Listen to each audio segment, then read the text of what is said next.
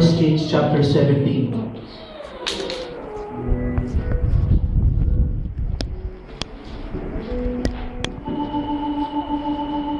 Amen. 1 Kings chapter 17.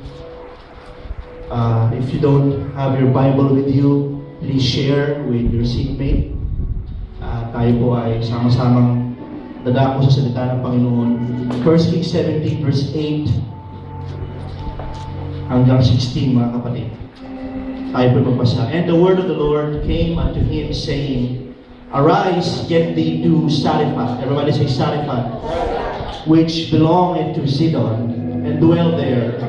Behold, I have commanded a widow woman there to sustain thee. So he arose and went to Zarephath. Everybody say Zarephath. And when he came to the gate of the city, behold, the widow woman was there gathering sticks. And he called to her and said, Fetch me, I pray thee, a little water in a vessel that I may drink. And as she was going to fetch it, he called to her and said, Bring me, I pray thee, a morsel of bread in your hand. And she said, As the Lord your God liveth, I have not a cake, but a handful of meal in a barrel, and a little oil in a cruse. And behold, I am gathering 2 sticks, that I may go in and dress it for me and my son, that we may eat it and die. And Elijah said to her, Fear not, huwag kang matakot. Go and do as thou hast said, but make me thereof a little cake first, and bring it unto me, and after make for thee and for thy son. For thus saith the Lord God of Israel, The barrel of meal shall not waste, neither shall the cruse of oil fail, until the day that the Lord sends rain upon the earth. And she went and did according to the saying of Elijah, and she and he and her house did eat many days. And the barrel of meal wasted not, neither the cruse of oil fail, according to the word of the Lord, which is spake by Elijah. Luke chapter 4, sorry.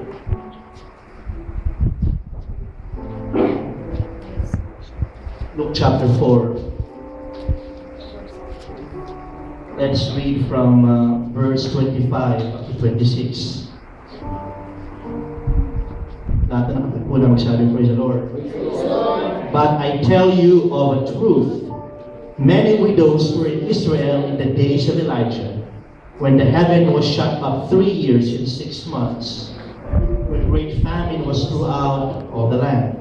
But unto none of them was Elijah sent, save unto Zarephath. Everybody say Zarephath. A city of Sidon, unto a woman that was a widow. Tayo po'y manalangin. Lord, this morning we recognize na Ikaw, Panginoon, ang pinanggagalingan ng lahat. Ang bagay, Panginoon.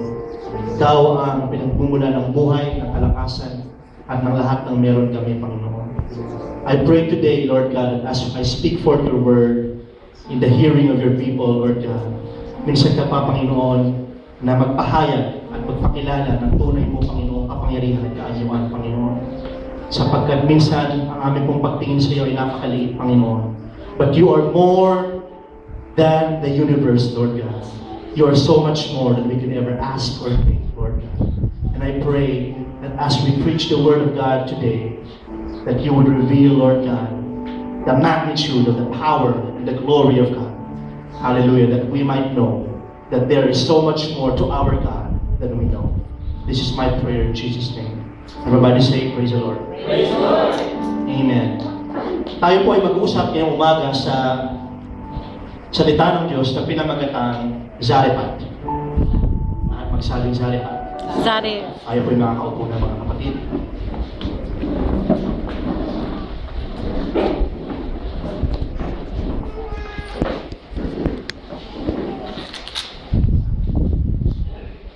Sa istorya ng ating binasa, mga kapatid, ito po'y tumutukoy sa isang panahon sa kasaysayan ng Israel kung saan ang panahon ay napakasama.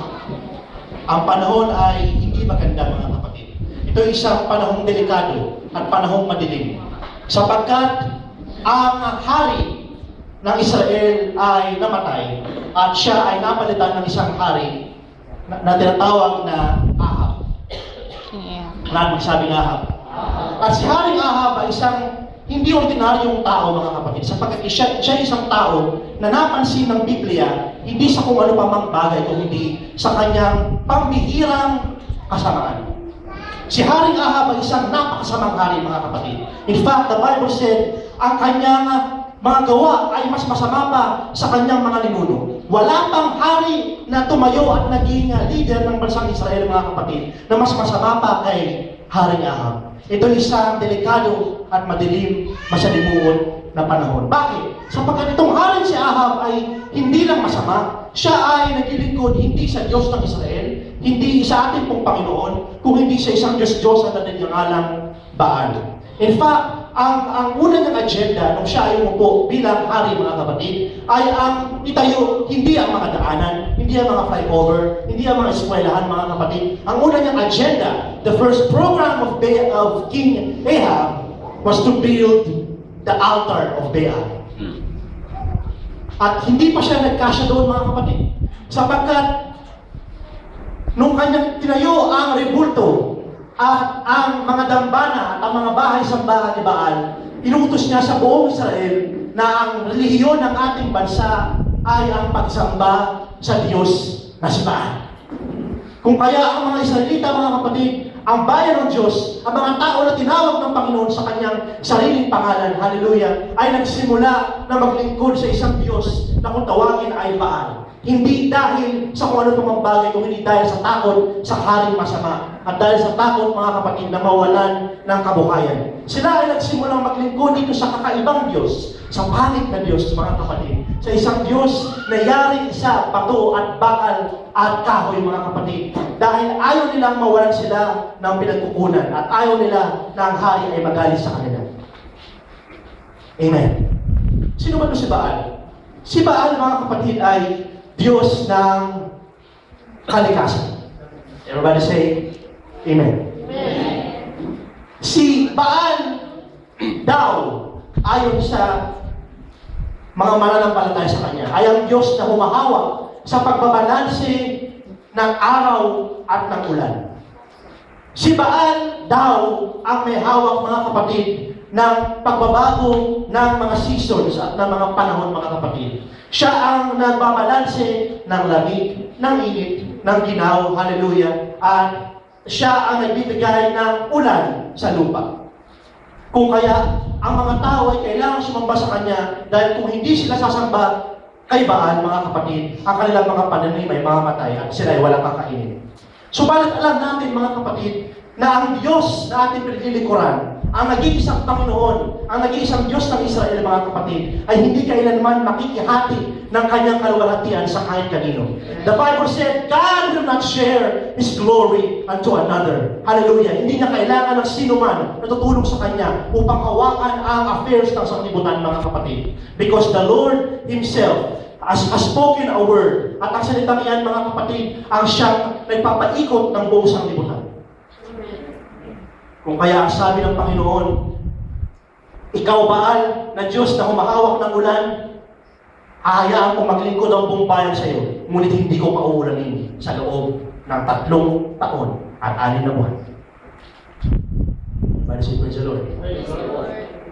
At paano nangyari ito? Ang lahat ng Israel, mga kapatid, ay naglilingkod na kay Baal until one day, there was a man na sumulpot na hindi nalalaman kung saan galing. Hindi sinabi ng Biblia kung sino kanyang mga magulang. Hindi sinabi ng Biblia kung anong kanyang edukasyon. Hindi sinabi ng Bible, mga kapatid, kung ano ang kanyang tinapos o anong kanyang mga nagawa sa kanyang buhay.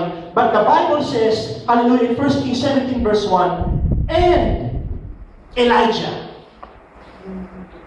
Biglang lumitaw, biglang sumulpot, mga kapatid, si Elias. You see, ang tao ng Diyos na pinapagawa niya ng kanyang layunin, kung ikaw ay inuutusan ng Panginoon, hallelujah, na gumawa ng kanyang gawain, hindi na kailangan ay pagsigawan ng mga tao ang pangalan mo. Hindi na kinakailangan, hallelujah, na ipakilala ka at sabihin, ano ba ang natapos ng tao yan? Ano ba ang kanyang mga nagawa sa kanyang buhay? No, no, no, no, no. The Bible is only concerned about the man of God, and his name was Elijah the Tishbite. And Elijah said, suddenly, thou King Ahab, wala ka sa kalooban ng Panginoon, dahil dyan, hindi ko paulanin, ang sabi ng Panginoon. When you are called to do the work of God, hindi mo kailangan, hallelujah, ang recognition ng kahit sino man. Ang kailangan mo lang ay ang salita ng Panginoon na yung daladala. At sasabihin mo, kahit sa harapan ng pinaka-matapang at pinaka-mabangis na hari, sa kahit sino man, hallelujah, ngayong kaharap, sasabihin mo, ang sabi ng Panginoon. At wala kang pakialam, hallelujah, kung ano ang kahantungan ng iyong sinabi, sapagkat alam mo na ang Panginoon ay nasa iyong panig. Sino dito mga kapatid ang wala masyado nakakakilala sa iyo? Unrecognized. Maliban sa iyong mga magulang, sa ilan mong kaibigan, at sa 30 friends mo sa Facebook, wala nakakaalam sa iyong pangalan, mga kapatid.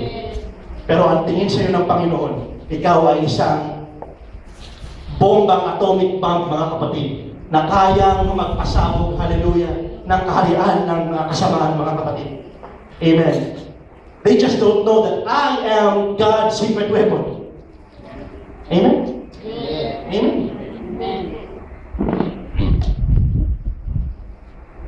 Meron bang bomba at tahimik, mga kapatid?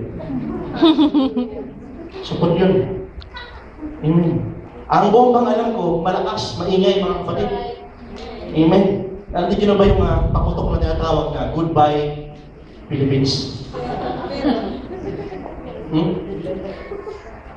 Sabi nila, may ina to Goodbye Philippines, gawa tayo ng Goodbye World.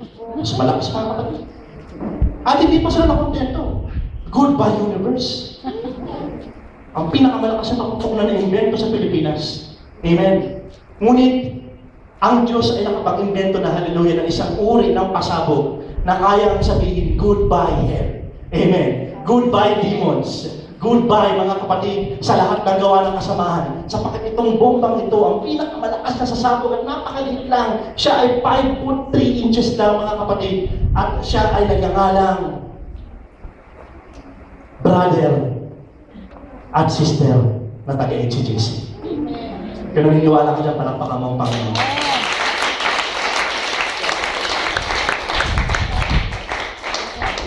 Sa kalagitnaan ng kasamaan ng buong bayan, ang lahat ng mga tao ay naglilingkod kay Baal, mga kapatid. Narito isang tao na kakaiba ang kasuotan at walang nakalagay na birth, walang dalang birth certificate, walang dalang NBI clearance, mga kapatid, walang dalang police clearance, hindi alam kung saan siya nanggaling, maliban sa kanyang bayang Gilead, hallelujah. At ang kanyang pangalan ay nagdideklara ng pangalan ng Diyos. Elijah meant, Yahweh is my God. Amen. Habang lahat kayo naglilingkod sa Diyos-Diyosan, ako ay isang tao na tatayo. I will declare the name of the Lord. Amen. Amen. David said, I will stand in the congregation and I will extol the Lord. Ang ating pong panahon ay nangangailangan ng mga tao, ng mga lalaki at babae na tatayo, mga kapatid. At itataas ang pangalan ng Panginoon sa kalagitnaan ng isang madilim at masalimuot na sanglibutan, mga kapatid. Amen. Mga tao na magsasabing, hindi nyo kayang patigilin ang ingay ng aking pagpupuri sapagkat daladala ko at aking tangan-tangan ang pangalan ng Panginoon. Tulog na ang bayan.